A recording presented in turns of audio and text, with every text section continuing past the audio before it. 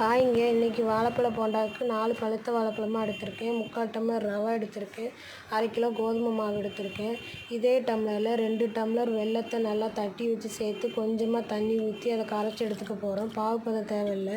இப்போ கையால் 4 வாழைப்பழத்தையும் நல்லா பிணைஞ்சதுக்கப்புறமா அதில் 4 ஏலக்காவை தட்டி போட்டுட்டு கொஞ்சமாக சோடா உப்பு, கொஞ்சமாக தூள் உப்பு போட்டு அந்த கோதுமை மாவையும் கொஞ்சம் கொஞ்சமாக போட்டு நல்லா பிணைஞ்சிக்க போகிறோம். தண்ணி ஊற்றி பிணையக்கூடாதுங்க.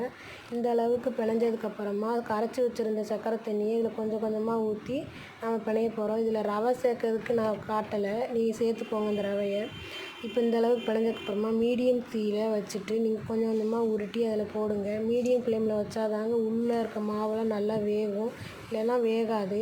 இந்த அளவுக்கு நல்லா தீயை வச்சு நல்லா பொரிச்சு எடுத்ததுக்கப்புறமா நல்லா வெந்ததுக்கப்புறமா பாருங்கள், சூப்பராக வெந்திருக்குது. மேலே ரவை நல்லா மொறு மொறுன்னு இருக்குது, உள்ள மாவு நல்லா சாஃப்டாக வெந்திருக்குது. கண்டிப்பாக ட்ரை பண்ணுங்கள்.